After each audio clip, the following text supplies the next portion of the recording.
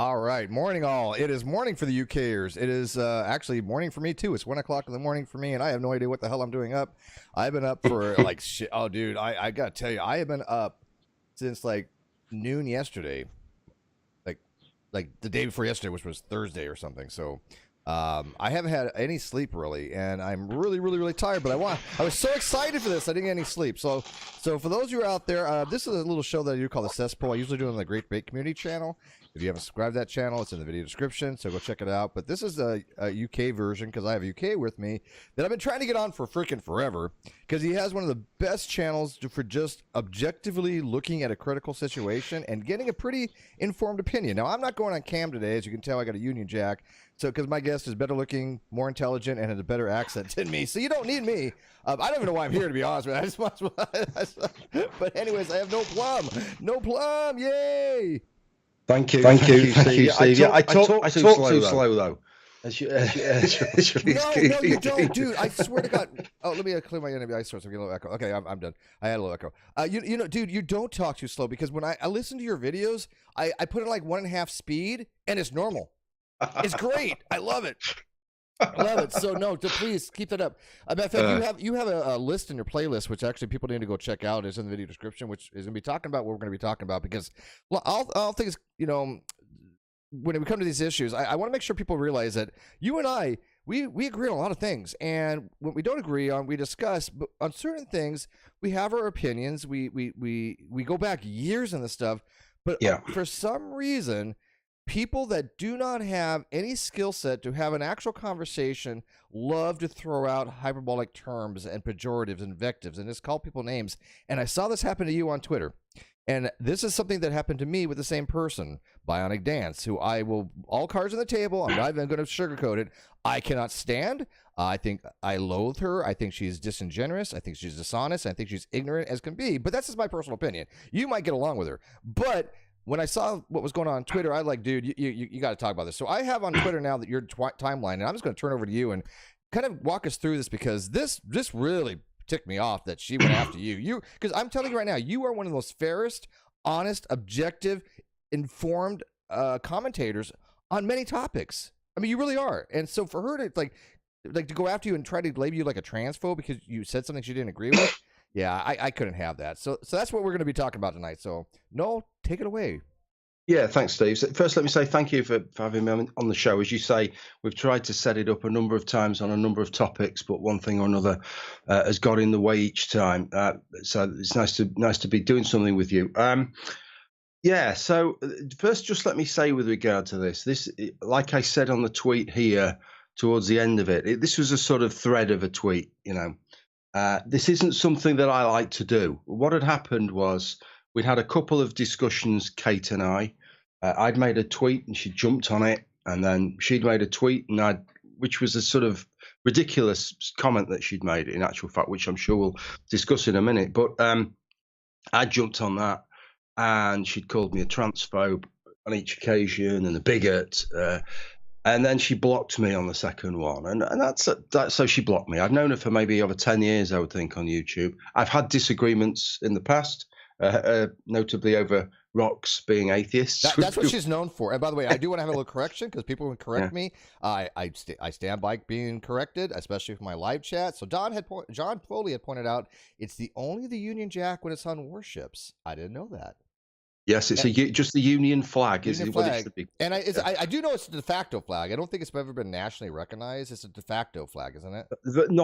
Nothing in the UK is ever nationally recognized. Fair point. No, fair point. Yeah. All right. So I'm corrected on that. Yeah. So Bionic Dance, for those who don't remember, and again, I go way back with her, and I kind of like put things behind with her because I just couldn't stand how ignorant she is on topics.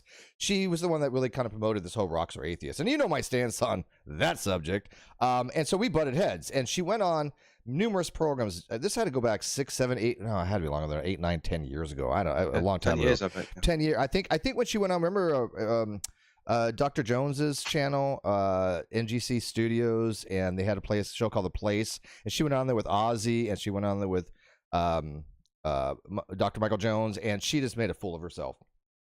She was way out of her league, and that's kind of when I first was exposed to Bionic Dance. Her name's Kate. We're not doxing her. That's what she goes by. But then I had her on my channel, and she just wasn't really on a level to have these conversations with. So I can see why she wanted to block. She blocked me too. She accused me of, I was on a stream with her, and she had a seizure, and I have 2 monitors. So I was looking at the other monitor. I didn't notice. And so it was all about her. Oh, Steve didn't care I had a seizure on stream. And I was like, I didn't even notice. I wasn't even paying attention. I was watching the other monitor, the live chat. But it's all about her. And it's very, very narcissistic, very, very egocentric. But okay, so let's start this out. So this is your first tweet that people are seeing where it says, this is an interesting one. Yeah, and like I say, I did all of this because, like, if she just left it there and blocked me, and that's fine. I'll leave it at that. You know, if you want to call me a transphobe or a bigot or a racist or a Nazi or whatever, if you leave it in that thread, I'm fine with that. But after she'd blocked me, I went and checked a few hours ago on another account, and then she'd posted this tweet. I don't know if you'll have that tweet. I can tell you what it says. I've got a copy of it somewhere. About, have I got it? Maybe I haven't got that one. Oh, yeah. Just so everyone is aware, Noel Plum has apparently turned into a transphobic bigot. So having blocked me, she then posts this as a fresh tweet on her timeline. And there's a certain amount of cross-pollination between our audiences over the years. So there'll be people who know me who see that, who are like, well, what's that all about? And it makes it sound like there's something fresh that I've come out with. There's nothing fresh I've come out with there. The 2 discussions we'd had are arguments, points that I've been making for the past 4 or 5 years. So that's really what I thought. Well, that's the bit I can't deal with. That, you know, she didn't link to anything. She didn't say, I think Noel Plum is a transphobe because of this.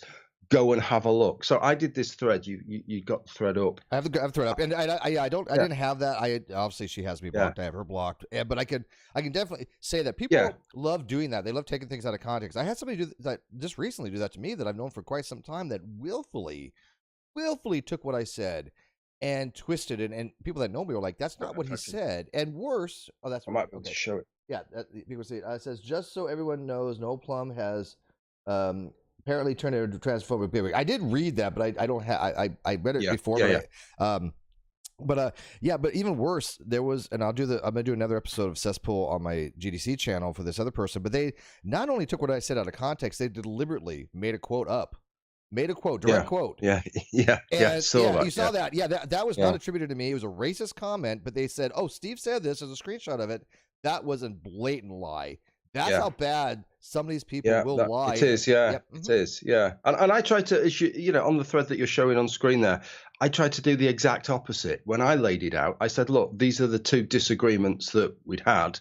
So you can go and look, the links were there. You can go and look at it for yourself. Yeah, of course. Yeah, because I think that's a fair way to do it, you know, because me saying Bionic Dance Kate has said this, or she's done that, or she's a shitty person. Well, you decide for yourself. Maybe you'll read it and you'll think, no, actually, no, you're wrong screw here. You know, what the hell are you thinking? I'm happy with that. You know, you can take criticism. You have thick skin. You can take criticism. You're like, okay. And sometimes you'll be like, maybe they're right. Maybe you're like, yeah. Part of that, I think, is because I know that what I've said I can justify. I could be wrong, but I've got arguments to back it up. Whereas the things that Kate said, she hasn't. She just resorts to vitriol. It's right out of her ass. Yeah. Yep. Yeah, exactly. She does the same thing with epistemology. Gets nasty. Yeah, she does the same exact thing when it comes to philosophy and epistemology. Just pulls it out of her ass, and people say, "Where's your references for this?" She has none. That's right. Yeah. And both the subjects.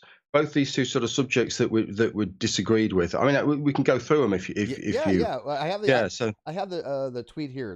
Was that the 2 things? Yeah. I'm just going to try updating because there's a bit of a delay on what I'm seeing on screen. Yeah, I'm getting a bit of a delay. I've still got the first tweet on the YouTube channel. So which one are we on? I've scrolled down to where it says because you put her tweet in there that said it doesn't matter at all. What matters is that we treat them according to who they are and not what they, because that's the whole idea. Gender is greater than sex. That's what she had written, apparently. Yeah, and that wasn't the first one, but what was interesting was that people then started throwing that back at her because what she'd said is with this one um, was that she talked about boxing. A guy called John Pike had made a tweet. I'll show that one on screen actually. Yeah, yeah, you can share. Go ahead. I'll do what I did a minute ago. I don't know how to screen share, but I'll just hold it up. Okay. So I think if you can see that, okay. There's a tweet Yeah. about John Pike is a philosopher of sport at the Open University, and she'd made this response, and the response she'd effectively said, I'll read it out. Yeah, I don't know. read it. Yeah, read it. It's sort of legible, but it's kind of Yeah, it glary. says, "Wacky idea. Forget separating sport by sex and start doing it by weight class, like in boxing." Okay, so boxing was the example she gave.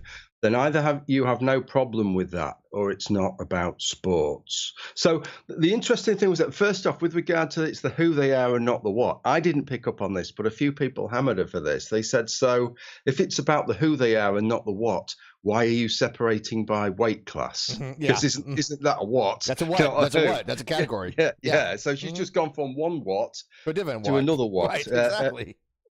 which again, she had no answer for that other than to say, well, you're transphobic. That was it, really. But you have to remember, she doesn't think critically. She doesn't understand logic. No. And other people have tried to explain to her misconceptions, and she just absolutely, adamantly thinks she's in the right. She's one of those people that don't even know what she doesn't even know, but thinks she's an expert on things she doesn't even read about. Exactly. So I've seen that firsthand, because you're absolutely right. That's to go from one category to another. And this goes back to way back in the Rationality Rules day, when he made some videos on this particular topic. You were one of the leading commentators on this particular issue. I thought at least one of the more critical voices. And you had some really great videos on it, and that's what's in the playlist. And this is kind of reminiscent of that, because she should have known that you did your research on this. Yeah, but she said later on, she doesn't care. There's a tweet she made later on where she said, it doesn't matter if sex is like the argument has always been, well, gender in this sphere or this sphere, gender is more important than sex, so we go with gender, which I've always said, yeah, that's fair enough. That makes sense, that. But what she said is it doesn't actually matter. If in sport, even if sex is more important than gender, we still go with gender. Which is just in some sports it's dangerous more than anything else. But this is what I tweeted back to with regard to this, because this is such an old hackneyed argument she'd made. I kind of couldn't believe she made it, and then sort of felt quite proud of herself, I think, for coming out with this great idea. I mean, you do have weight categories in boxing, but within each sex, right? They're not in lieu of. And so this was the example I gave. I didn't go straight to boxing with her.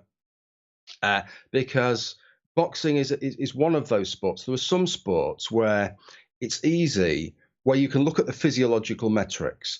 There's other sports where it's not quite so easy to know what the physiological metrics are, but you can black box them. You can say these are the inputs and these are the outputs, and you can see how they scale, and just take the athlete as a black box. Okay, so running might be something like that. You're not quite sure what metrics within a person lead them to be a great runner, but you can take different pools of people and see what their running speeds are.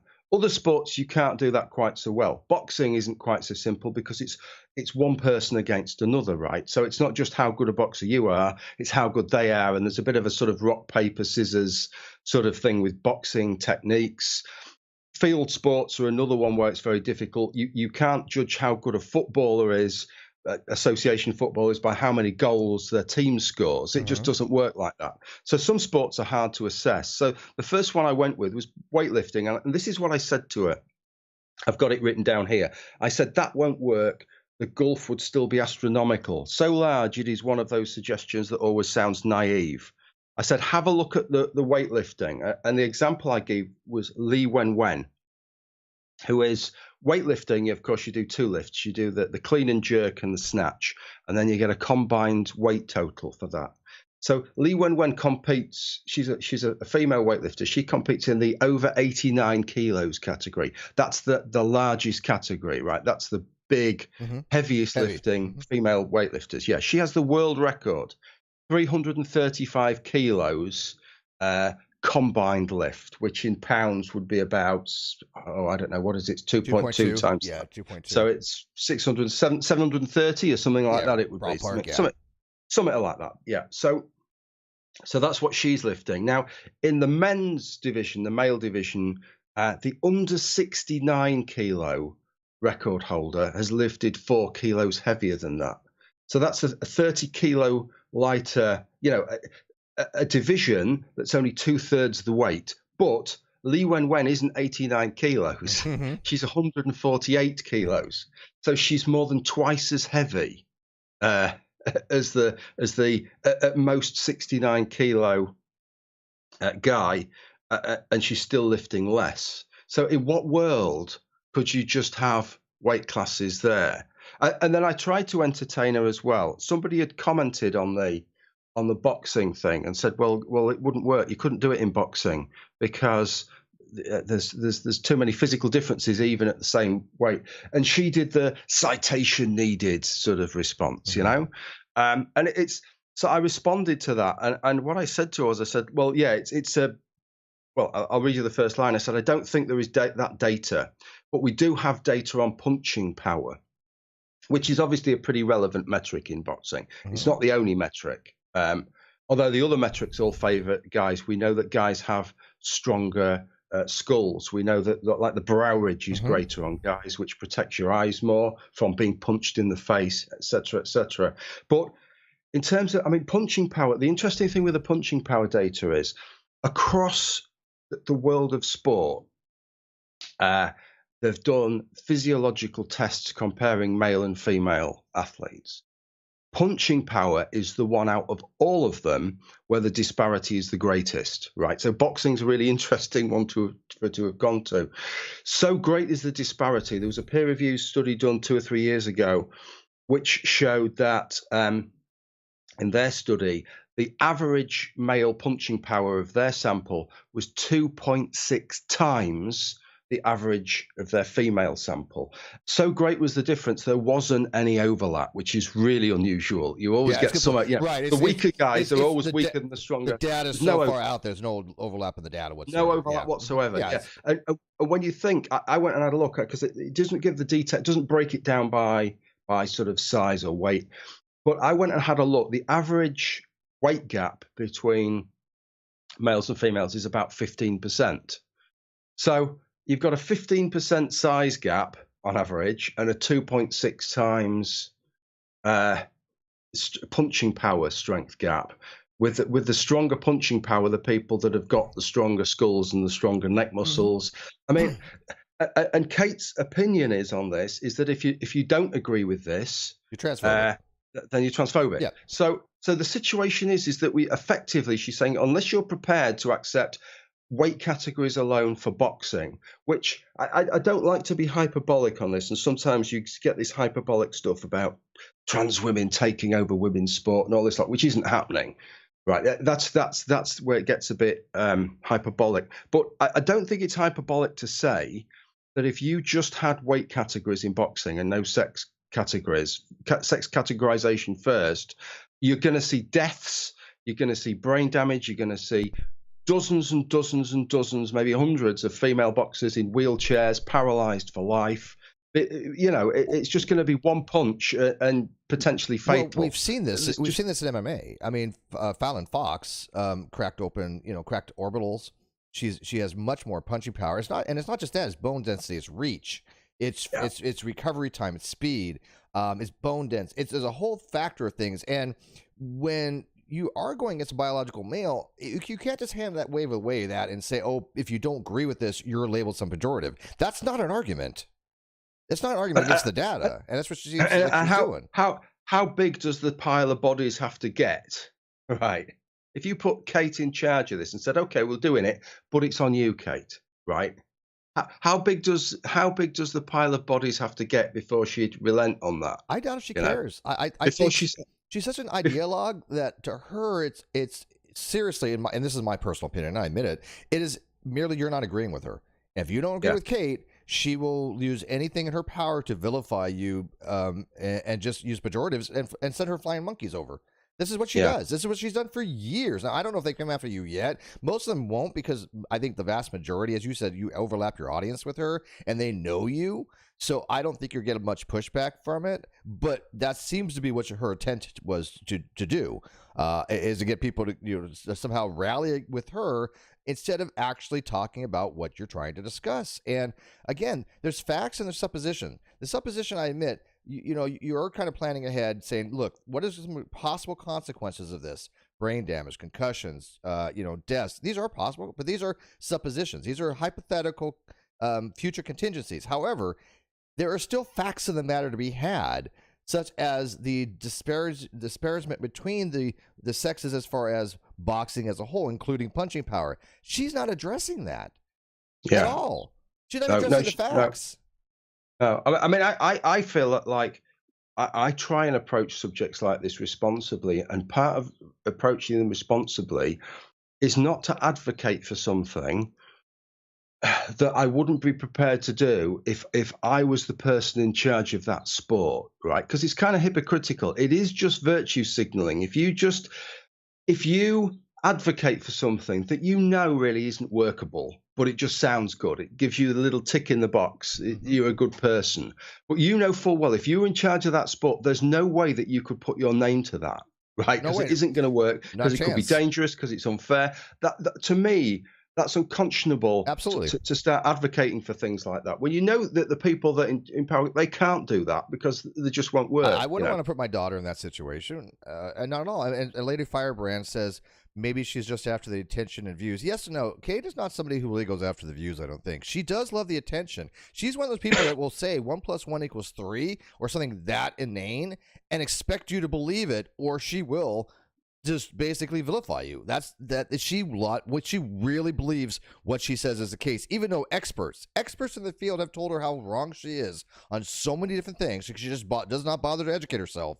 But that's what it is. I think I don't know if it's narcissism per se, but it's certainly egocentric.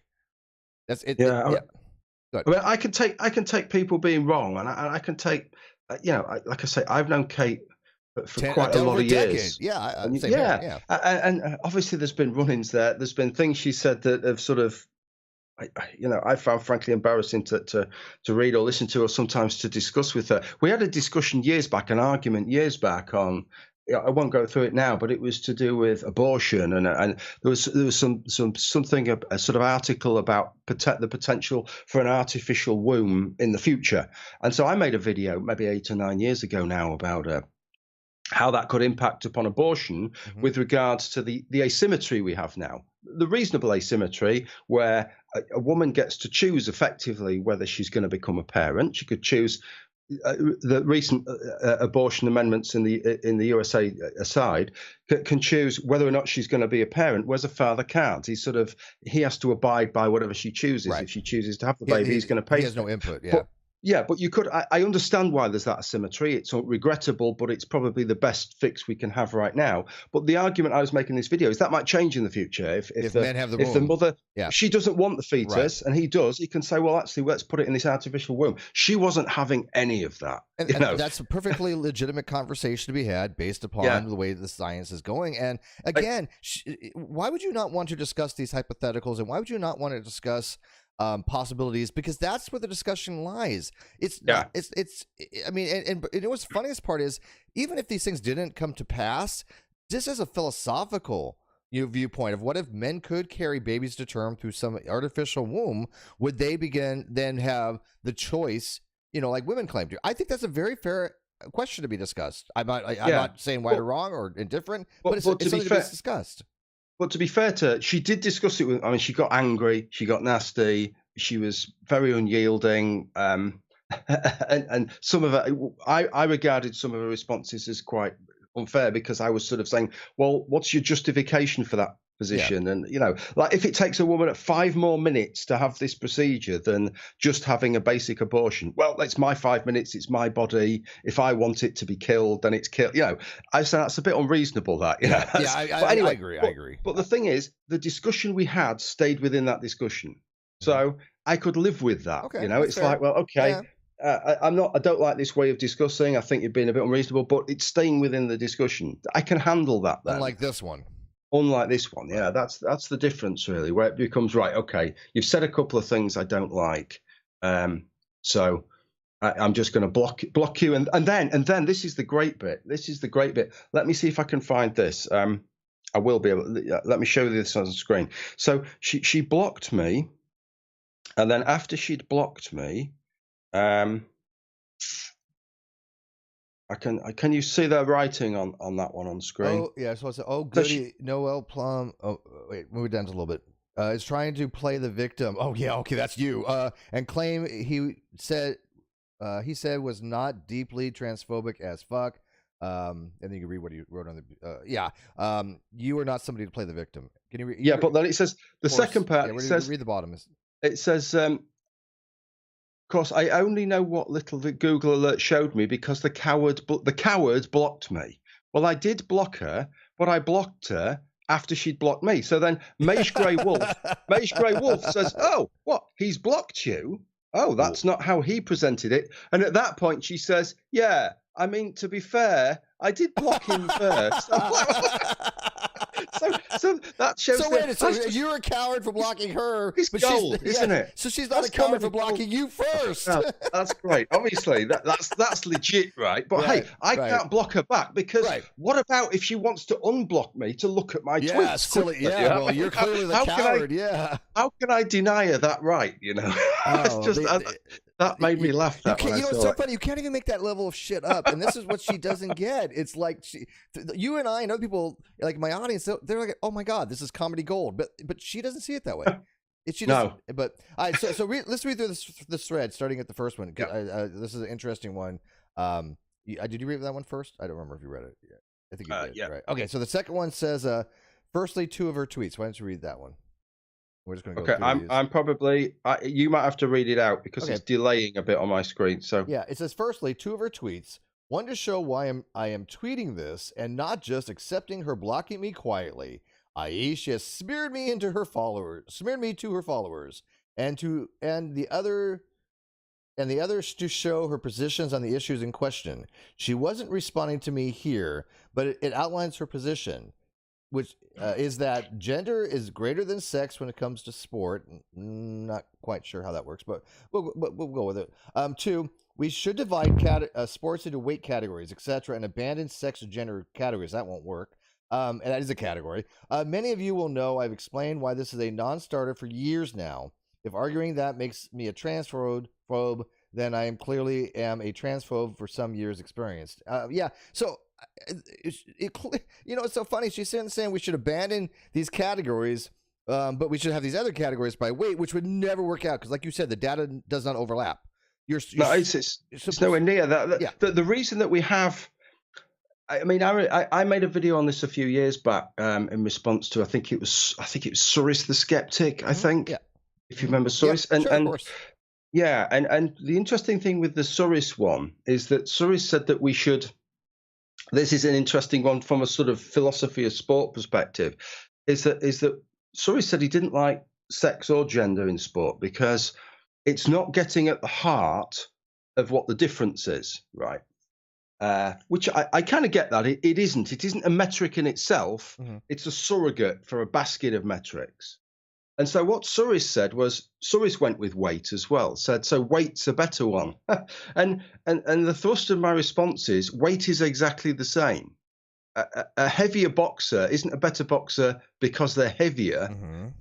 The weight is a surrogate for the things that go with it. The greater mass to absorb a punch, the greater strength that goes with it, muscle the greater density, height, bone density, the greater muscle, the greater reach. Mm-hmm. The heavier you are, generally, the taller you are, so the greater your reach. So that's a surrogate in the same way that sex is. They're both the same kind of thing. But sex is one where it's actually the least arbitrary of the ones that we have. With the 3 that we tend to use are weight, age, and sex. Weight and age are good, but they're very arbitrary. You know, why is it an over 40s category, not an over 41s or an over 40? 2 weeks, 3 days, and 2 hours and 5 minutes. It's an arbitrary cutoff. The sex one is the least arbitrary one, and it's the one with the biggest difference at the given Right. boundary. So it makes the most sense to use because It is. I mean, it's the best one we have. I do accept there are two biological sexes. What I mean by that, comedic sexes, as in the male and the female of the species. This is something that I just do not find to be debatable. And so it is split into two groups, into almost equal groups. I think technically like more males are born, but not by much. But yeah, it's a very good metric to be used. I mean, if you look at like a sport like golf, generally speaking, men are going to be able to drive the ball further, so their tees are further away. Yeah. That's to allow for a more fair competition.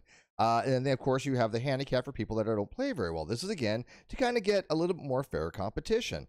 And I don't know what other metric you would use because there are just some. If you literally had women's sports teams, let's say like a basketball team, and they've tried this, playing against an all men's pro sports basketball team, they're just not going to be competitive.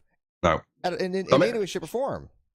Yeah, the golf handicap system is a great example because it's an example of a system that can work in golf in a sport to try and equalize advantage. Exactly. And people have talked about that. Well, you could have trans women competing with cis women and give them a handicap. The problem is that when you look at golf, the handicap system dries up when you get to the top end, right? Yeah. That's the difference. You don't have in elite golf, in pro golf, you don't have a handicap anymore.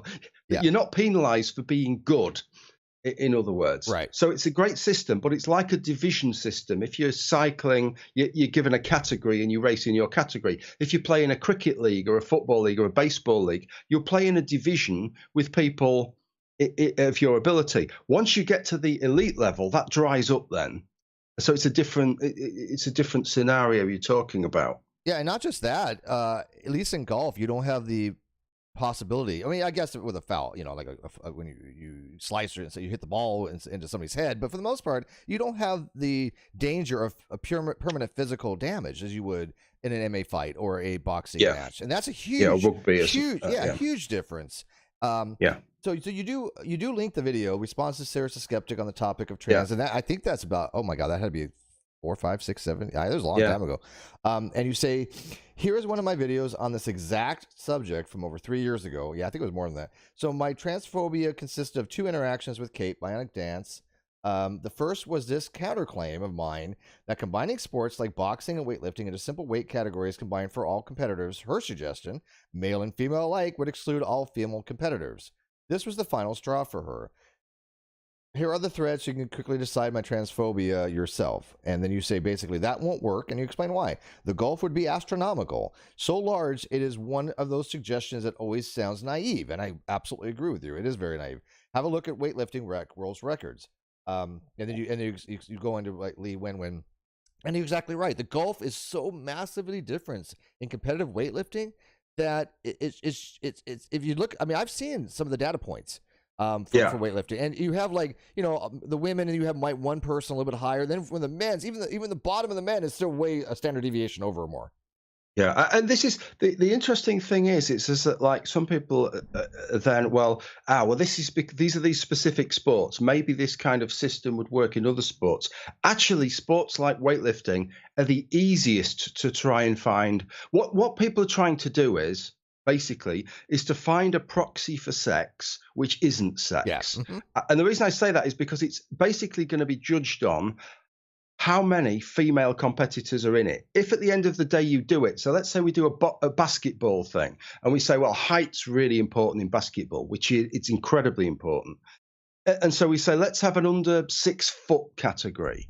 Well, all you're going to do is you're going to have an under 6 foot category that's full of 5'11" males. That's what you're going to have, right? 999 out of every 1,000 players at the elite level in this short person's category are going to be males of that height. And you regard that then as a failure. Why is it a failure? Because you've disenfranchised females from sport. Which is happening. That's how you're judging it. So it's, if that's going to be how you judge it, you need a metric that's going to still have a category that's full of female athletes.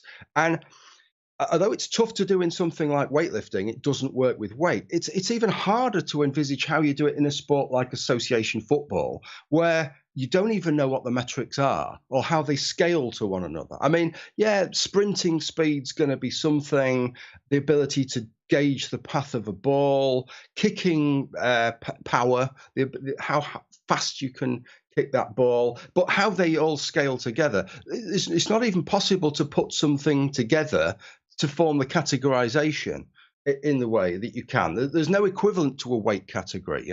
In sprinting at the 100 meters, what do? You can't have a weight category, for Christ's sake. Right, no. So it's like you're even picking the best examples when you pick something like boxing or weightlifting, because at least we know what the fundamental metric is we could go for. It doesn't work, but at least we know what it would be. So it's an impossible situation. If what you want is effectively, we know that if we have an open category, only 50% of the population are really going to have a chance. So we want to create a protected category for the other 50% of the population. That is our aim. And if that's what you want to do, well, why not just go straight to the well, make that the protected category, just the same way as to create a protected category for older people, we create a protected category for older people. We don't try and say, let's have a category for people with over 20 lines on their face. Right. With a certain percentage of grey hairs or there's something. There's nothing wrong with arbitrary cutoffs, okay? There's just nothing, because, for example, the age of drinking in the States is 21. That's an arbitrary cutoff. But the reason why they have it is because they've realized that should be a sufficient enough age where people can handle drinking. It's not, but I mean, they've at least determined as a society that's where it's at. But it's completely arbitrary. But if you were to have a 21-year-old in the peak physical form competing against somebody in their 50s, it's not going to be no longer competitive. And so, the 50-year-old, the 60-year-old, the 70-year-olds obviously going to get hurt a lot more than somebody in the peak health. There's nothing you can do to give a handicap to it when there's something along the lines of a physical difference where one person is going to get injured. You can't just throw something out there and say, "Oh, we'll just give you 2 more points in boxing. We'll give you 10 points. We'll give that as a handicap." Yeah. No, you're going to get your ass beat. I do got a super chat from John Foley. Thank you, John. For £5. Feel free to super chat and become a member and leave comments. And I suck at self-promotion, whatever. He says, you don't have to be male to play in the Premier League. There is no rule preventing it, yet there are no females. Which Premier League? Is that a UK thing? That would be that's the Premier League, soccer, association football. Yeah. Just to say on that, John, that's not right, actually. But it's a good point, even though it's wrong. So FIFA takes a very hard line with, I disagree with it with regards to sex, which is that once you get above, I think, the age of 14, it's strictly segregated, so that female football players cannot play in men's football. Mm-hmm. That's quite a strict thing with FIFA. I disagree with it because I think the protection only needs to work one way. You should have an open and a female. But it's a good point, because there's plenty of sports. All the American sports, I think, don't follow that model. So female players could play in the NFL. In fact, there's been talk in the past of potentially having female kickers. I think there's a couple of women have tried out for that in the past. They can play in the NBA, and they can play in Major League Baseball. I'm not so sure about the ice hockey, actually. That might be strictly segregated. But golf isn't strictly segregated. Cricket isn't strictly segregated. So some of the biggest sports in the world. What about volleyball? I don't know about volleyball, so I won't comment on that. But some of the biggest sports in the world do reflect the asymmetry of the protection. So the female category, the women's category, it's erroneously called. Really, I wish we stopped calling it that, because I think it would solve some of these problems. The female category is the protected category. And functionally, the category they call the men's category is just an open category. But it's not the case in football, in actual fact. That is one of the exceptions. I can think of two sports where I don't think sex would even make. I don't see how it could make any bit of difference. One, competitive chess, and two, billiards. Pool. I don't see how sex should ever make a difference in either of those. Yeah, it's an interesting. I'll link you actually after this video I've got that. It's a private sort of video I made for somebody. But it's discussing darts and snooker particularly. Snooker, yeah, which is obviously a billiard sport. Yep. I don't know. I don't know that that's necessarily right. I'll tell you why I think Sure. it's not right. Is that obviously there isn't the gross physiological sort of metrics that we're talking about of endurance and power, strength, endurance, blah blah blah, leverages. But women have played. This is a sport. Darts even more. Women have played darts, league darts, for years and years and years, decades in the UK.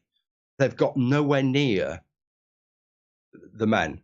And the same in snooker. That there's still a gulf, an absolute gulf in standard. And you would have expected not as many top class women as men, but there aren't in darts. One woman has won a game in the they're free to open. This is another sport where they're free to enter the men's world championship. One woman has won a couple of games once, and that's the only time. And they get wild card entries every year. The top couple of women, so they always guaranteed a couple of places. There's only ever won once and won a couple of games that time, and I don't know why. They seem to do very, very well at shooting. So shooting is a state. Obviously, you remain stock still. You're there, bang. So it doesn't seem to be a difference there. I don't know if there's something to do with movement. One of the things I suggest in this video I'll link you at some time is that you'll know from playing sports that as you get higher and higher up the towards your sort of 100% mark, if you like, of power, your accuracy tends to go, right? Yeah. Like a golf. The harder you hit, the more inaccurate it's going to be. Yeah. So even if you've got something like snooker, for example, so you're playing snooker or you're playing pool. If you want to, I don't know what it's called in US terminology, but if you want to screw the white ball back, so you hit it with backspin and then English. English, right? Okay, yeah. that's a great right. So if you want to use English, call it English. The English call it screwing it back. Yeah, screwing it back. Yeah, we should call it American. I love maybe. That. Right, exactly. Yeah. So if you want to put some English on the ball, you have to hit it with some power, right? So it's not like you're not at the limit of your power, but it's a 12-foot table. I agree with that, but I don't think it's that significant, is it? I mean, sure, there might be minor differences, but I mean, I've played pool, and I know how hard you have to hit it and what angle you got to hit it at to put some spin on it. It's not a lot of power, and it's not. But if it puts you 10% closer to your limit than somebody else, so really high competitive, maybe. I don't know. Maybe. I don't know. But all I know is that it's kind of. If you'd asked me this 30 years ago, when I was 20 years old and playing a lot of snooker and a lot of pool, I'd have said, yeah, sometime in the future, these fields there's going to be some women. It'd be a lot more commingled. And are at the top of this sport. Not as many, because not as many play it, but the sufficient play it that there will be some elite women. And there still aren't any. So it gets to the point where I think, well, this is just there's some other factors, maybe it's a sort of male peripheral vision. I don't know. You start to get into other fields there, but we know that there are other differences between strengths that males and females have beyond just brute strength and stuff like that. So it could be one of these other things, Yeah, maybe, well, I mean, I think like, if I'm not mistaken, women excel, I think, in archery in the States over men. Yeah, I think archery and shooting, they both do very well at. Okay, so you go on to say, I don't think I need to add any context to these threads. You can read them and make your own assessments. Moving on to our earlier spat. And you write, I don't think there is that data. We do have data on punching power. A peer-reviewed study was conductive that showed the average male punching power was 160% greater than the average female power. In other words, 2.6 greater. And here's the interesting part. And every time I've seen somebody say, "Do you have a citation for that?" They don't actually care whether you do or don't. I actually I ask for citations, and I mean it, because I know they don't have them. And every time, even if they remotely try to send me a citation, almost every single time, one, they didn't read it, or two, it doesn't say what they say it does. But the vast majority, they have no citation. But I have people asking me for citations, and you know me, I document my shit, and I will give them buttloads of citations, and they won't even read them. They won't care. And I'm like, then why are you asking for citations? Yeah, Katie's one of those people. She doesn't care whether you have citations or not. Yeah. There was a great. Can I just say this is the total aside to that? But you can you remember Christy Winters? Yes, I do. Yeah, there was a thread with hers on it. I think it was a David Landon Cole video, and I'd mentioned something about Skeptic. No, wait, No, no, she was with no, that's Skeptic. Rebecca. That was Rebecca, Yeah, but no, she that's was with Rebecca Watson. yeah, but Yeah, she was yeah, with, she was what was she at Skepticon though? What was she might well have been at yeah, Skepticon. yeah. No, I remember the name. So, Yeah. so we were always having run-ins, but we'd had this run-in on this thread, and I'd said to David Landon Cole, I don't know if you're familiar with him, but he's a nice guy. But he'd made this video about the National Union of Students, and I'd made a comment which she jumped on. She'd seen it. I didn't know she was even watching this video, and she jumped on it immediately, saying that the National Union of Students, the problem is that only a very small percentage of students actually bother voting, and that makes it actually kind of undemocratic in the leadership at the universities isn't representing the average student. And she immediately, citation needed. If you're going to make outlandish, extravagant claims like that, then you need to back it up. So I just responded, yeah, okay, here's the report by the National Union of Students bemoaning the fact that not enough students vote, which is making their elections undemocratic and representative of the students. And then I got nothing back. Right. So I'm like, Christy, have you read this? Do you want to get back to me? Nothing. No response. And that just sort of sums it up, really. Yeah, exactly. No, they really don't care. She didn't want the citation at all. Yeah. Lady Firebrand says she does archery and black powder shooting, so with a flintlock rifle. Yeah, no, I think that's awesome. You know, and like there was a thing done in Nature magazine. It was in the what was it? Scientific American.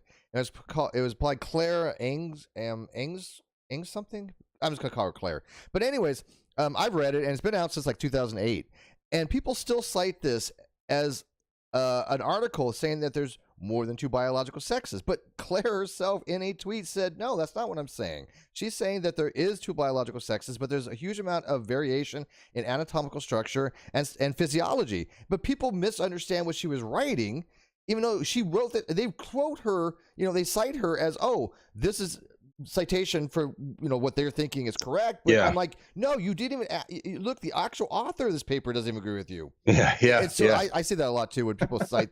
It's like don't ask for a citation if you're not going to read it, or at least be interested. Can I just respond to what Lady Firebrand said? Absolutely. That we seem to have wandered into the male versus female thing. That sometimes a legitimate response is that it started off discussing under different regimes of cross-sex hormone therapy, etc. What's the difference between the performance level of trans women and biological females, etc. But that's not the situation here, because what Kate was advocating for here wasn't keeping gender categories or sex categories in sport, but allowing trans women to compete in them.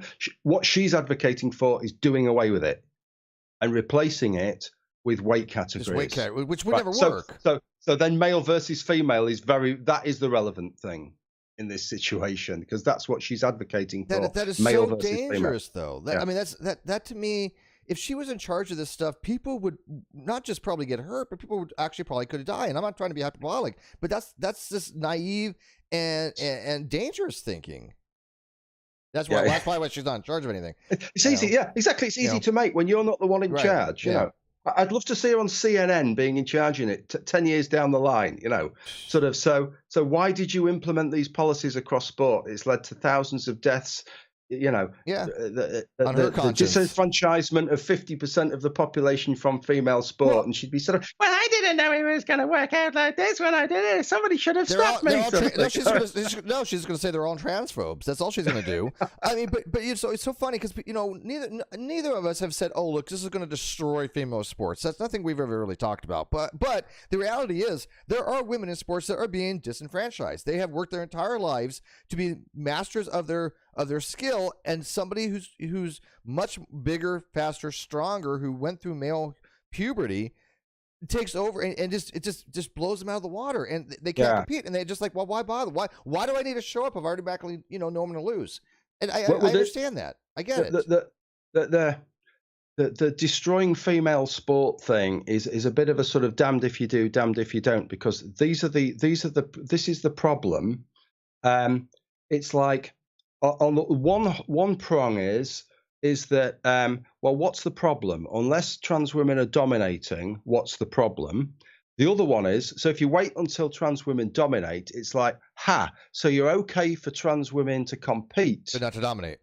As long as they weren't winning. Yeah. Now that they're winning, you've got a problem. Yeah, so exactly. So you can, either way, you sort of. Can you imagine like they had like an arm wrestling competition? How unfair that would be. Or I'm not I hate to say it's a guilty pleasure. I would never. I don't like it, but it's a guilty pleasure. But that Logan slap competition stuff, I think it's dangerous. Oh, yeah. And I think it's dangerous as shit. But there's something. Yeah. It's a guilty pleasure watching that, like that one guy with the beard, the big guy, just stand there and just one smack somebody down. Can you imagine if he hit a woman that hard? Yeah. It would probably kill her.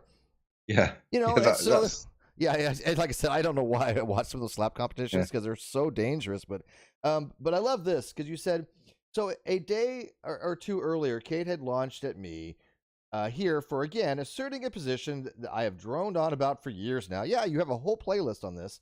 That quote illegal sex is a concept. And that confuses most positions that we separate sex and gender and what we need to decide. And I love this comment. This is how I turn into after a certain amount of time when I realize I'm dealing with a dishonest interlocutor. I turned into Noel Plum. Okay, you say, Kate, with respect, provide an argument rather than just smearing me or fuck off. That's it. That is you. Yeah. That is me. I don't know how else to deal with somebody who is not capable and intelligent enough to provide an actual rejoinder or retort on any subject that you're talking about, and just has to say, you know what, you're just a bigot, you're a transphobe, you're a mean poopy head. It's what else can you do? It's like, look, either provide a source, provide a response, or fuck off because I don't have time for that. And I've been blocking people left and right. We carried on with that discussion. She did. This was an earlier discussion from a few days ago, and it didn't result in blockings. This particular one, and we discussed it further. But I never got the position that I'd outlined here. I'll just briefly sort of go through the problem I have with it, which is that. What we're saying now is, of course, is that sex and gender are different things, which I'm on board with. I'm okay with that too. I don't care. 50 years ago they were synonymous, but we learn now there are other factors, and I'm okay if they use the term different. I don't have an issue with that. Yeah, I think there's some utility to that, isn't there? Utility, utility to it. Yeah, and I don't mind. So okay, if we're going to use the words man and woman to refer to gender and male and female to refer to sex, that's fine. But they have been. Historically, as you say, intertwined. Mm-hmm. Yeah.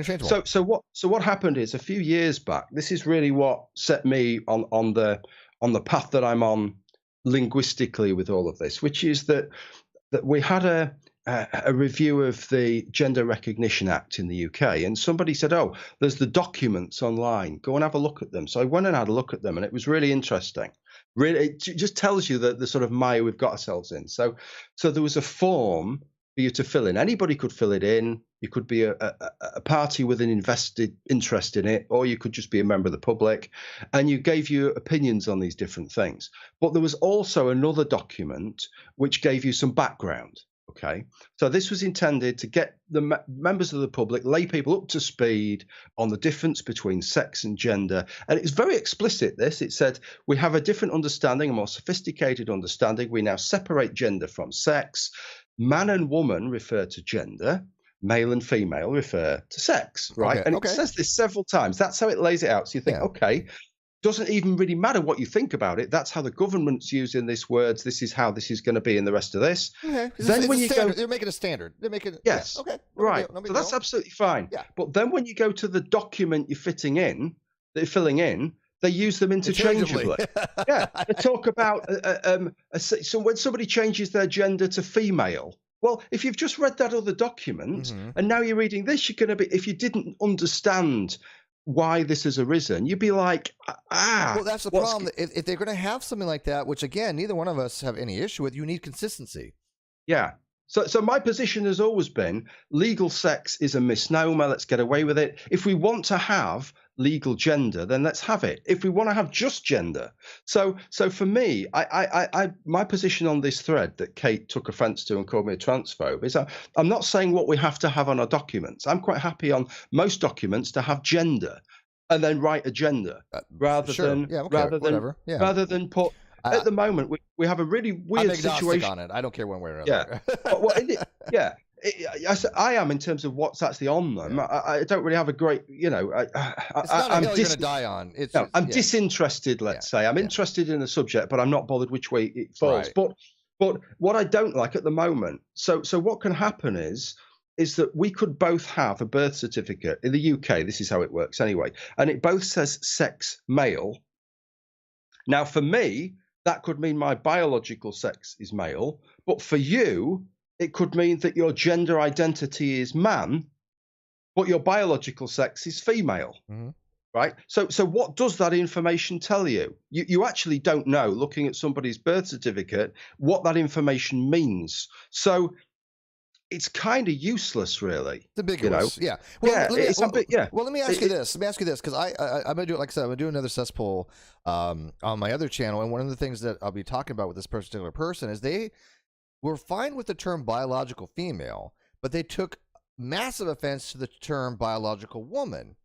Right. Which to me is just somebody who wants to take offense to something, because there's nothing offensive about the term biological woman any more than biological female if you're having consistency. If you're meaning, biological woman to mean, sex rather than gender, as long as you part what you mean by that, I think they could be used interchangeably, but as long as you say, I'm using it this way. But if you want to be used, say, biological female, that's fine. I don't care. I have no preference to use, say, biological female or male or female. I don't care. But it's to separate gender from the actual, gametic sex that you're born with. Because I believe that's hardwired. You can't change gametic sex. If you produce spermatozoa, you can't produce ovum, and vice versa. I try and avoid saying biological woman because it's just another argument I don't have to have. But if somebody else says it, I understand what they mean. Right. So yeah. I prefer gametic sex even more than biological sex or biological, because gametic sex, you're literally saying this person at least had the potential to produce a spermatozoa or ovum, even if they can't. Because you can't actually produce something. It's just called an accidental. So you can't say, oh look, she's not a real woman because she can't produce eggs. Well, of course not. It's the potential to produce eggs, and so people do have accidental properties. Exactly. But all humans are either born in the category of the potential to have eggs or sperm. There is no overlap. There are no true hermaphrodites, and most people recognize this. Even members of the trans community, they're like, yeah, this is what we're saying. We were born. Well, this is one way. This is where we express. This is where all these. This is where all these disagreements stem from. Is that people are confusing like the accidental properties that we associate with biological sex in humans or all the species with the essential properties that define it. And it is true that those accidental properties do vary quite significantly, not just within species, but between them as well. I haven't got a mating crest or a mane, but I'm still just as male as a male lion is male. Well, because they're not defining properties. They're just things that we associate. For example, we have hair. Other animals have fur. They're the exact same thing. There's no difference, but those are just properties. But if you're hairless, are you no longer human because you don't have hair, even though we're defined as a species that has hair? No, of course not. It's an accidental property. They're just things that are associated with us. But what had happened in the UK, you see, so what's happened, the reason this is all sort of relevant, and there's quite a bit of a fuss about it at the moment, is that the government wants to change, it wants to go back to the Equality Act 2010, and make it a little bit more explicit. That's caused a real fuss amongst trans advocates. And I kind of understand some of the fuss because they can see that some actors would use that with malintent. But the problem is that as it is worded at the moment, it is unequivocally confusing. And there's no debating that because you only have to look at the discussions where some people are banging the table and saying, no, where it says sex in the Equality Act, it refers to gender or legal sex. And others are banging the table and saying, no, it refers to biological sex. So there needs to be some clarification there. Agreed. You can't. It's never a good system to say, well, we want to keep the status quo because the legislation's confusing, and so it has a chilling effect on people. That's not a very edifying. You know what it reminds me of? It reminds me of like saying right or left, and you're saying, well, my right or your right? Yeah. because Yeah. my right is your Exactly. left. Yeah. It's confusing. It depends on Yeah. how you're looking at it, and Yeah. go either way. But you have to have one particular standard, Yeah. or else it's going Yeah. to be very confusing. And, Yeah. and a lot of the fears that they have, I think, are misplaced. Gender is already a protected characteristic separately Yeah. in there, and also whenever you want to discriminate, right, all these grounds, it has to be a proportionate means to achieve a legitimate aim. So it doesn't necessarily mean just because you specify that's what sex means, biological sex in the Equality Act, it doesn't mean that you can necessarily say toilets are divided by sex, not gender. You'd still have to make the case as to why sex and not gender. Mm-hmm. Or if you want to pick gender, you've still got to make the case why gender and not sex. Right. The justification is still the same. Nothing really alters. All it means is that particular component of the list of categories in the Equality Act would specify biological sex. When we say sex, we mean biological sex, not gender. Yeah. You know. Well, I think in the domain of discourse matters. If you're in a biology Yeah. class and people say the word sex, it's going to be in the term of biological sex. It's going to be in Gamitic sex.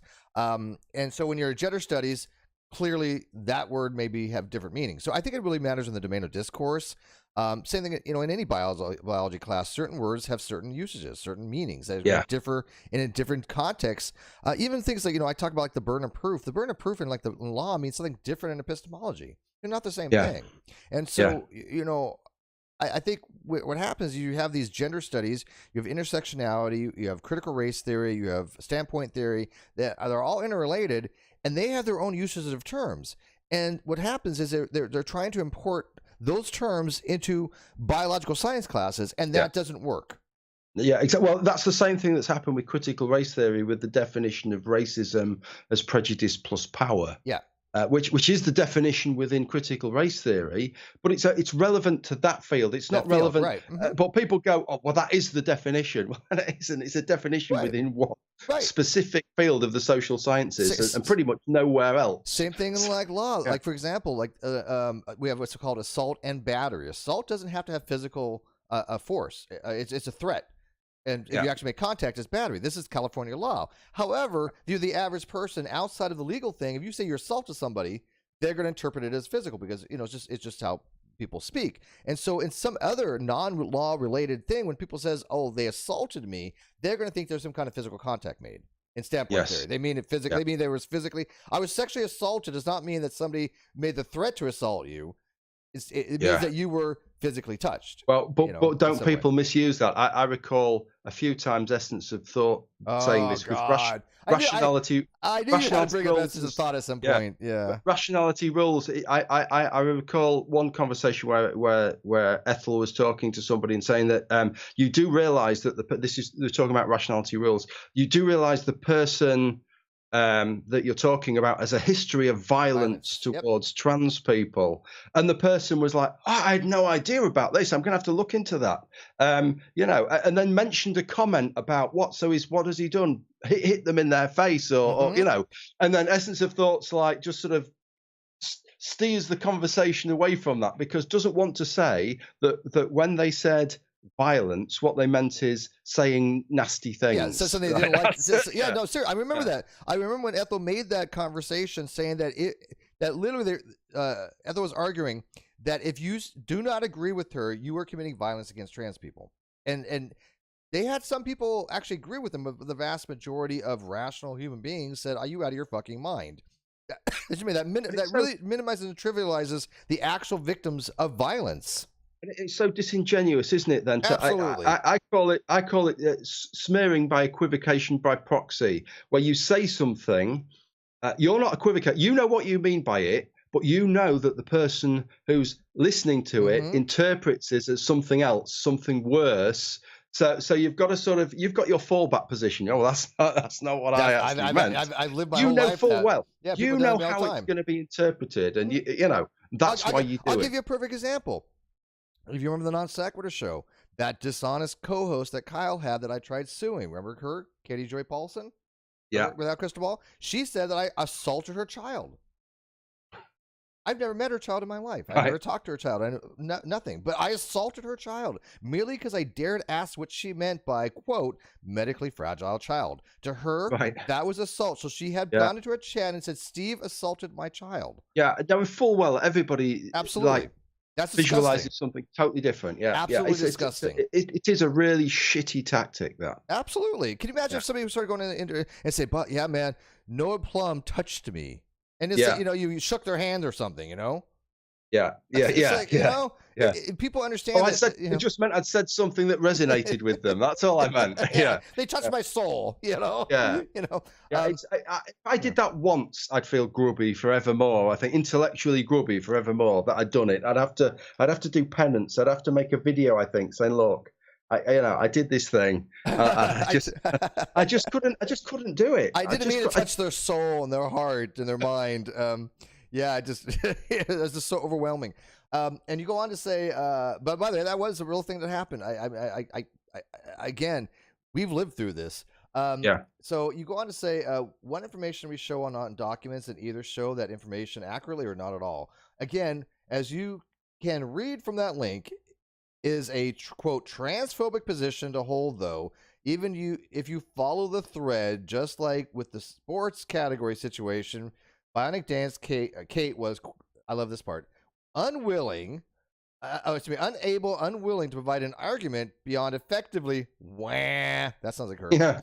Despite me asking for her alternative solution would be. Anyways, I don't like doing this kind of tweet. I know you don't. And it's rare. This is why it stood out. Response, but there is something fundamentally grubby about blocking someone then and with no context or leaks tweets unopposed to your followers. How the person now blocked you is some terrible thing. It is cowardly. It is intellectually bankrupt. It is a shitty thing to do.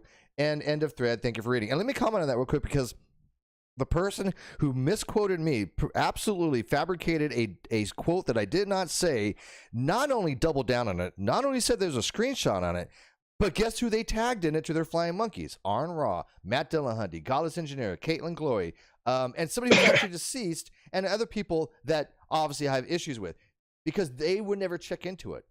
Yeah. These things become law as well, don't they? Mm-hmm. LORE law. I mean, like so somebody will read that and it'll just sort of form a little seed in their head, and then 6 months later they'll report it on to somebody else. Yeah, I remember Steve McRae had said something, and then it's kind of becomes fact. Then everybody's referencing everybody else. I have lived that. I have had people say, "Oh yeah, I remember Steve said that." I mean, really? I will pay you $1,000 right now if you can show me when any video I said that, because I know it wasn't what they said. I know where it came from. I know it got twisted, and know it got made up. But they'll say, "Oh, it was a direct quote." Really? Find it. They never do. Yeah. Never. Years back with this. I won't talk about who it was, but it was somebody that I got on okay with, and then started really laying into me on Facebook about an interview that I'd done sucking up to Paul Elam. I'd had an interview with Paul Elam, who was a men's rights advocate, and I'd done this interview with him and sucked up to him.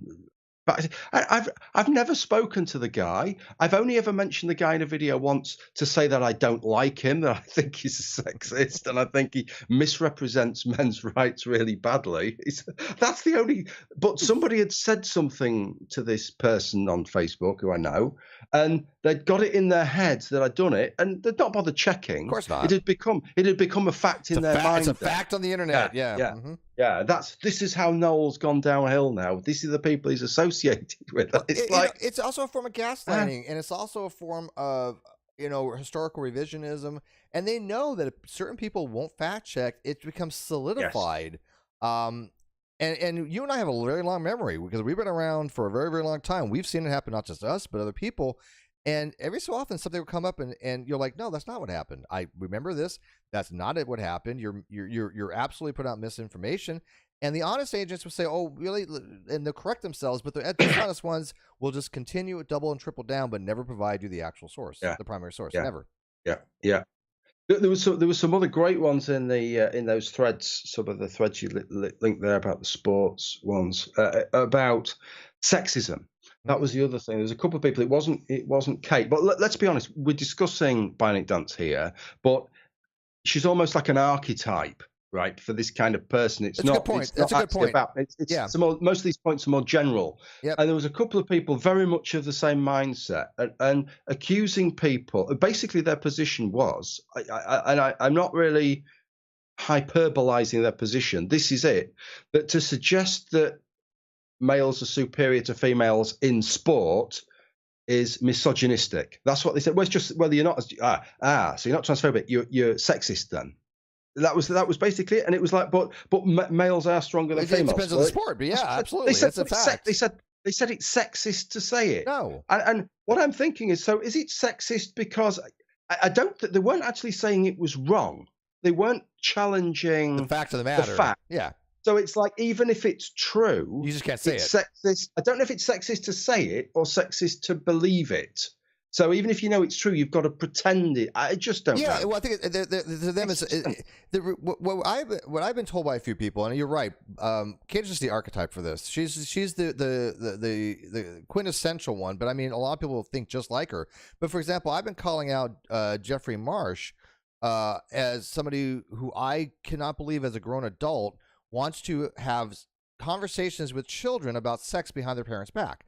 That's, to me, I find problematic. And I'm getting pushback from it. I don't care if he's gay, straight, white, black, tall, short, fat, skinny. It makes no difference. He's a grown man, and people have lost sight of that point, right? Yeah. And so people have told me, well, even if what you've said is true, it harms the trans and the gay community by calling him out. I'm like, no, it should strengthen the gay community, because they don't want people like this talking to children about sex behind the parents, without their parents being there, without their permission. This should be ubiquitous. This should have nothing to do with a gay or straight or trans. But for them to say, well, it gives ammo to the bigots. This is what they said. It gives ammo to the bigots. I'm like, I think you have bigger issues. Yeah. When you are willing to sacrifice children to a possible predator merely because you think how some bigot may interpret it, you're on the wrong side of history. Yeah, I see. This is the problem with this ammo to the bigots thing, is that this is how I see it. Is that what you end up with is sometimes like two groups of issues. Issues. So you've got a cause. Let's say it could be trans rights. Let's say, so they've got two groups of issues.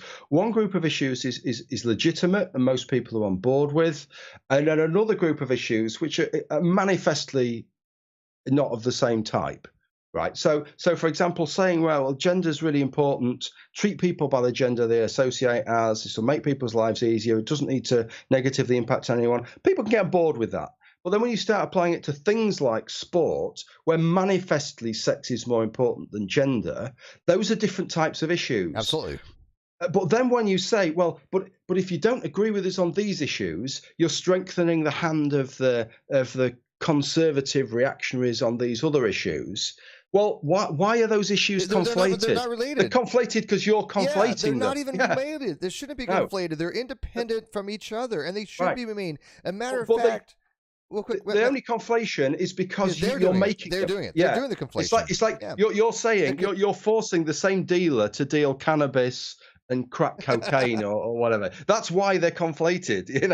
You could separate them if you wanted to through legislation. But don't you think, be more reasonable on the sport issue, and then they're not conflated anymore. Exactly, and that's what I was just going to say. Something similar. If all of a sudden, like for example, if the LGBTQ plus community came together and said, "Look, we are denouncing this. We don't think that a grown adult should be, talking to children," that would strengthen things and that would shut up the bigots. And the same thing with the sports. If they weren't so much like Kate, the bigots would have nothing to argue about. They would have nothing. They would have nothing to latch on to. It'd be like, oh shit, the LGBT plus community is being reasonable. Because honestly, I really do think like 99% of them, more are. Most of them are not like Kate or Essence of Thought. Yeah. They're not radicalized. They're just people who want to live their fucking lives, and the rest of us go, hey, go with God, be happy. Yeah. We don't care.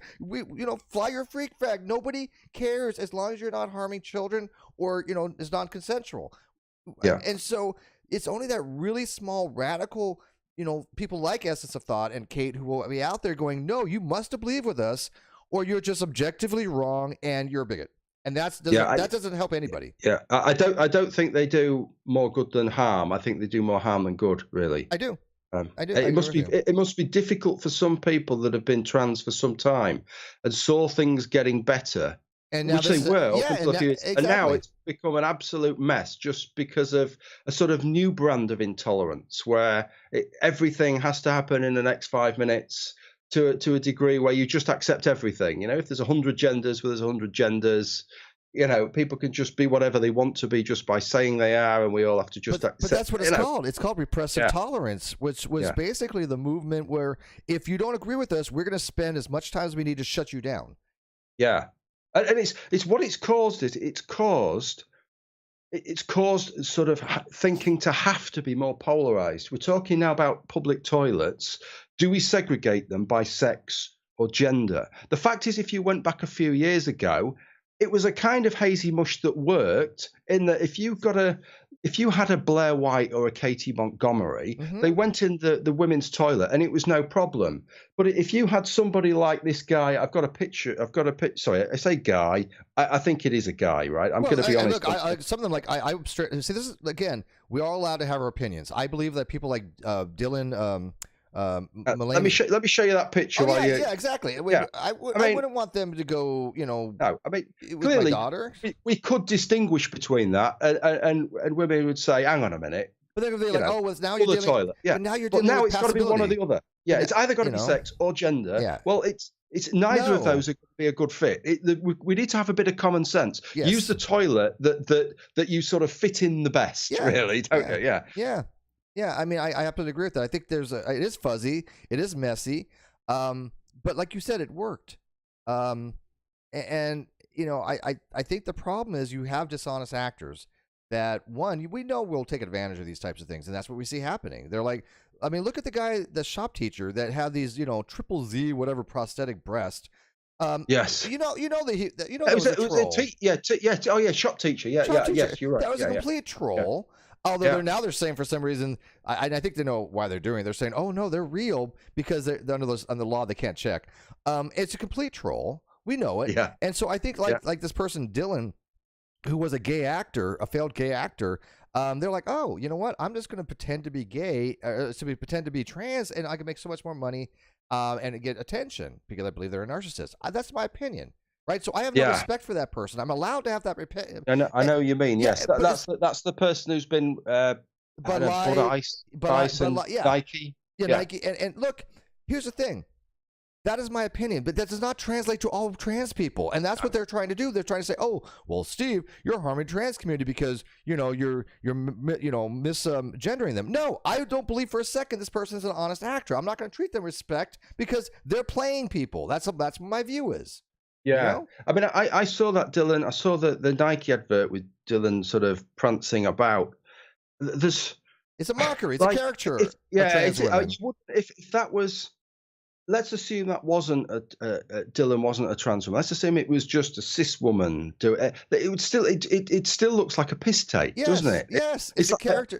That's what I'm saying. Dylan is as a troll. I think it's just mocking people. If you want to pick a trans woman to advertise for Nike, I would say that's about the worst person to pick. They're not athletic, right?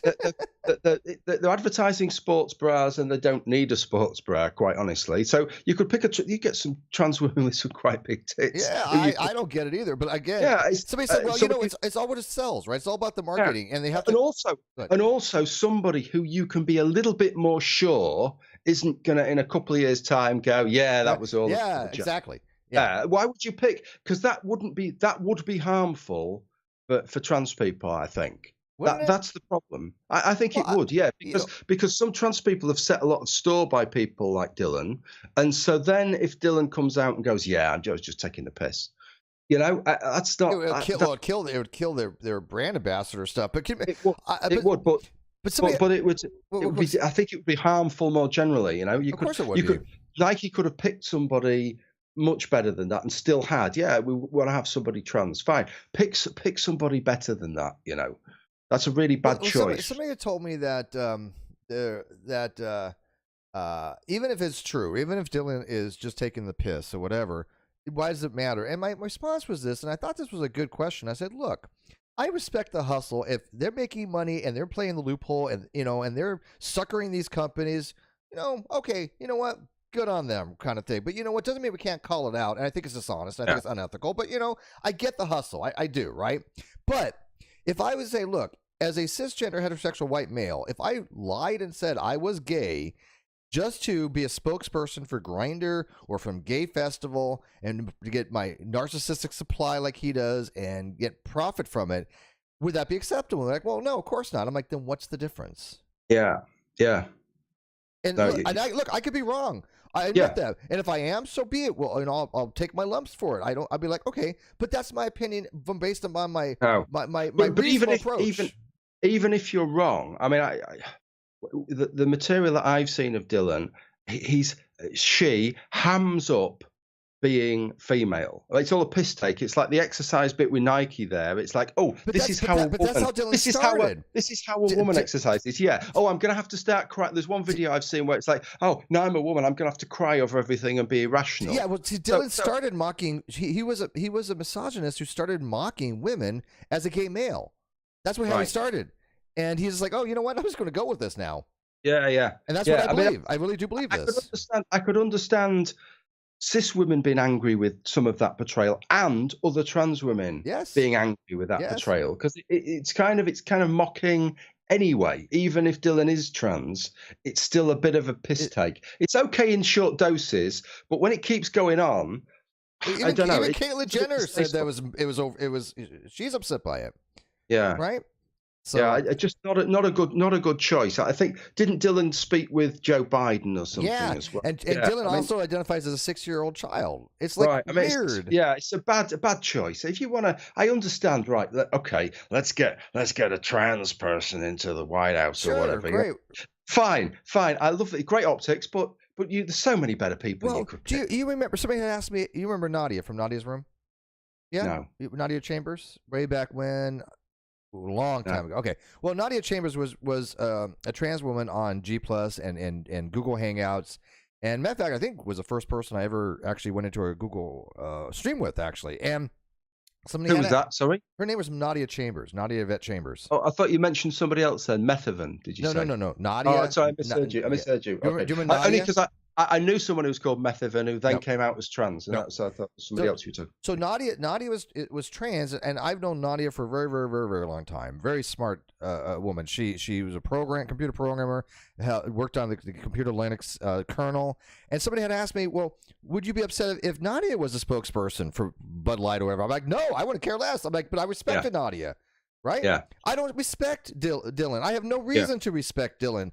I think he's making a mockery of all this, and this is my belief. It has nothing to do with other trans people, and that's the mistake they're making. No, I agree. Well, I mean, with the Bud Light, I don't believe for a second that that Dylan drinks Bud Light, and it's just like a piss take. If it was just some other what are they called, trendsetter? What's the name for them now? These people, influencers. That's right. If it was some other moronic young influencer going, Bud Light, I'm having a Bud Light, you'd be like, okay, that isn't going to encourage. I mean, I wouldn't drink Bud Light in a million years anyway. But I like it on tap. I'm a Scotch guy. Yeah, I like Scotch. Yeah, but I brew my own beers, and I like beers that taste of something. But that would. It's not going to encourage me to drink Bud Light, really. That it's you could pick somebody a bit better for the brand. Well, somebody actually said, well, other alcohols have had gay pride and all this other shit. I'm like, and nobody said shit about it because they're like, go on them. We understand that companies are going to have occasional marketing for the gay community. Where I work, we have the same thing. Nobody minds that stuff, but when you have a dishonest actor representing them. Yeah, exactly. It's not just me calling them out. There are other people, many other people, including gays and trans, saying this is not an honest actor. So it's not just the fact that Jack Daniels had a thing with gay pride. Most people are like, okay, cool. Truck drivers like, yeah, cool. Nobody cares. Yeah. It's only when you Yeah. have somebody who we believe Yeah. is just honestly doing something merely because they want to feed their narcissism and to profit, and they're using the loopholes created because people are their flying monkeys going, you can't say this against them. Same thing when this is a true story. There was a man who went to a Lamaze class claiming that he was pregnant, trans, but people were like, look, we understand you're trans, okay, and I don't know if they're pretending to be or not. Well, let's assume they were really trans. So she went to a Lamaze class. Okay, I'm okay with that. But people had said, look, you're a trans woman. You cannot have a baby. Why are you taking up a spot that an actual pregnant woman could take? And the women who said that were asked to leave the class. Right. The actual pregnant women. Yeah. Yeah. I mean, I bet the person who sent them out probably felt, this is ridiculous what I'm doing, but this is what I've got to do. This is what I have to do. Obligated by state statute and some shit. That's how far it's gone. Yeah. This is the safest action for me to take. Yeah. It's you can see how societies really can get quite authoritarian quite quickly with things like that. I know we're running a long time. I think this is a great tweet to end this. Somebody had actually said this, and then we'll kind of wrap it up because I know you got plans today. Your kids, it's Sunday, right? I'm taking my kid for my son for cricket night later on. Yeah. So this one says, I love this one. This is by CG The Revenge. They said, I forgot she existed. I almost did too. And unfortunately, Bionic Dance likes to rear her head on these types of controversies. And, people that are intelligent like Noel here will basically slap her around a little bit, say, look, you have no argument. She'll get upset for a while. She'll move on. She'll get her flying monkeys. You'll get 2 or 3 people coming after you anymore because she has a pretty big following of people that whenever she attacks somebody, like they got after me in droves. But then a lot of them stuck around. They're like, well, shit. Yeah, wait a minute. Yeah, they did. Non sequitur. A lot of them came from a lot of those people over there that were like, oh, wait. They're not like this. What are you talking about? And I had audience, so it's quite all right. So I don't think it's going to be any pushback because again, you guys overlap so much, and people know you. And for any idiot to think you're transphobic, they've got to be out of their freaking mind. It's just absolutely ludicrous. And so I'm gonna let you have the final word. I really thank you for joining me, man. It's been a long time coming, and I gotta tell you, I'm a little starstruck because you're like one of my OG, man. You were like OG of YouTube, man. You were before my time, and so I really liked your channel. You're old, is what I'm saying. You're old, yeah. You're just old. You're just part of the furniture. I appreciate. You were on dial-up, man. I remember back on dial-up days. Yeah. If you look at the earliest videos, actually, I've still got up. The very first couple of videos aren't still on there, but you can see like the sort of like 320 by 240. You're back when you had 15 minute responses, right? So yeah. Anyways, anything else you want people to know about your channel? Because like I said, I have a link below, and I really want people to go over and watch your playlist. I want people to comment on your videos. Great to go and have a look at some of those videos on these subjects. Look, on the sport thing, things are heading in the right direction. I'm quite sanguine about. I don't make so many videos on that subject now because I think the battles are winning. Yeah. Now, World Athletics has shifted its position in the right direction. FINA, the swimming organisation, has. World Rugby has. And we're moving towards the model. I made a video back in 2019, I think it was, called something like. I don't know what it's sex and gender reconstructing women's sport or something like that, where I outline the idea of having an open category and a female category. And I'd never seen anybody propose that up until that point. And that idea has gained some traction online. People like John Pike, the sports philosopher, have been proposing it, and some sports organisations are taking it on board. FINA's considering making that the model there. UK Athletics are making it the model. UK Triathlon's making it their model. So that's really good, I think. But what's disappointing for me, to wrap up, is just looking at the kind of discussions that we're talking about with Bionic Dance, etc. Okay. I feel disillusioned as I'm getting older. When I was sort of 20 years old, you'll know that something else on my channel that I look at is the rise of irreligiosity in the UK, in Western Europe, and I've done a couple of videos on the States as well, and how that is carrying on sort of decade by decade. Oh man, definitely. Right. We could have a whole show on that again one of these days. Yeah, it's a very, very interesting subject. But it does seem as if we are still apes, the same apes we ever were, and I won't say it's just as bad, but you know, but some of the things that I thought would eventually go, the same irrational modes of thinking, it doesn't seem to really make any difference. You know, I don't see things ever getting any better. The way society changes, the less racism there is, the more concerned we seem to be about how racist society is, as if it's worse. It's almost like they getting want to bring it better, back. but yeah, It seems like yeah, the more the pendulum swings back and forth, and like I'm Gen X, the '80s generation, the Gen X, we didn't give a flying fuck about race or anything. We were people. We yeah. didn't care, right? We were the generation where the parents would go I out, think get it's bad. drunk, whatever, and you know we were a lot of them were latchkey kids. We were scrappers. We didn't care, No. and there's a lot of rebellion there Yeah, because we all got along. We all got along. yeah. You're supposed to obsess about, unless you're obsessing Yeah. about it and looking for it in everything and trying to find some way in which every situation is racist and sexist, you're doing it wrong. Well, there's no way out of that mentality. No, That no. perpetuates forever. Yes. Then. And that's just so depressing for me.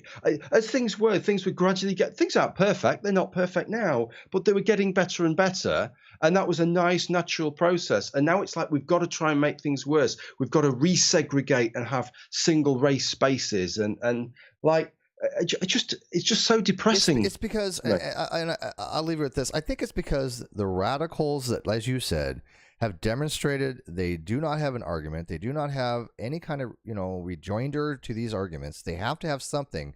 So they need it as a power space. They need it as the attention they crave. They need it because they feel powerless because they're just not capable of surviving in the intellectual arena. That's what happens here. Bionic Dance was not at your level. I mean, anybody who's ever listened to you can listen to Bionic Dance. There's just apples and oranges. And so she had to fall back on basically, just insulting and call you a transphobe. And they want that. They want that division. They feed on this. And this is something that you and I think agree on. We don't want that. We want to have discussions. Exactly. I think there are discussions to be had. But I have a rule now. If you come into a discussion and you're automatically are being vitriolic to and insulting to where you're using these types of pejoratives that have ramifications, I might give them one shot, but the most things you're probably just going to get insta-block. Why? Yeah. Because there's nothing to be had by trying to reason with somebody who's unreasonable. They add nothing, do they? Somebody calls you a transphobe or racist. It's not an argument. It's not told you. I just don't. It's sort of done in lieu. It's like an auto win button. You know, you're racist. Bang! I've won there. Yeah. But you've not done anything really. You've not shown. And then it comes down to these discussions now, like we're talking about, where it's like, well, even if it's true, it's wrong. Yeah, even if it's true, that's it. Even if it's true, you still can't say it. Yeah, I've had people do that too. Oh, even if, because again, we're gonna have to have another hangout one of these days because my paper that I wrote on atheism, people have even told me even if it's right, it's wrong, and I'm like, what does that even mean? Yeah. And just recently, Dr. Pi did a full review on it. He's like, yeah, Steve's right on this. He's logs is right, and anybody who's reviewed my paper says it's right. But some people just say, you know what? Even if it's right, it's wrong. I'm like, that's not an argument. John Foley for another $5. Thank you, John. He says, stick, rock, or ideological humans will weaponize anything and everything. As you said, we're still monkeys like that. We still do that. Yeah. And he's right. Everything, every single thing we have. Some of the things you're seeing recently, Johnny's absolutely right, because some of the things you've seen in the last few years where they're done to help people, like the whole business of not offending somebody. It's all done with good intent, right? If you're in the workplace, don't say something that's don't deliberately go out of your way to offend people. Right. It's all done with good intent. But as soon as you give somebody that tool, you know that sort of 5% of the population are going to misuse it. They're going to weaponize it. They're going to weaponize it. Yeah. It's a shame, really. It means you can't have nice things. Yeah, exactly. That's a good way to leave it. All right, man. Go spend some time with your kid. I want to thank everybody who's watching. Thank you, Steve. Let's do this again. Yeah, absolutely. We're going to talk about secularism next time, maybe, or something. Separation of church and state. All right, I'm going to end the call so I can wind it up with my audience, so you can go and spend time with your kid. And I thank you very much, man. Awesome discussion. Okay. Thank you. Thank you for listening, everybody. Good night. Cheers. All right. So, guys, thank you guys for watching. I know it was Easter Sunday, so I'm not a holiday person, and I'm obviously not a religious person. But for those people that are, spend time with your family, spend time with your kids. We'll worship if you how you want to worship. Nothing wrong with that. I'm not anti-theist. I do believe in separation of church and state, though. But you know what? I respect people's religion and the right to have your religious beliefs, because that's what America was founded upon. So with that, guys, I want to thank you. Go sub to the other channel, the Great Debate Community channel, because it's going to be demonetized here if I don't stream to it. Not that I really care, because I don't use that much, but yeah, it's nice to have the backup. But I'm going to be doing the Cesspool show on that particular channel probably, and the next one I'll be doing was about somebody who literally went out of their way to make up quotes and attribute it to me. That to me is behavior that to me is qualified for the Cesspool, which is just talking about YouTubers with problematic behavior. And with that, I want to thank Noel Plum. You guys don't even know how long it's been since we've been trying to connect, because it's been years. And I'm really, really stoked that he came on and I had this quality conversation with him to show people with two people can have a dialogue on a topic, whether they agree or disagree, doesn't matter. It can be discussed without these vitriolic, hyperbolic, pejoratives and invectives being thrown around when you do not have an intellectual conversation. You're not able to have an intellectual conversation. So thank you, Chemo. Thank you, Noel. Thank you, Later Firebrand. Thank you, who else we got there? Zebulon and John and anybody else. Appreciate the super chats. Please leave a comment, and most of all, share this video if you can, and go to Noel Plum and subscribe to him and share his videos too. Good night.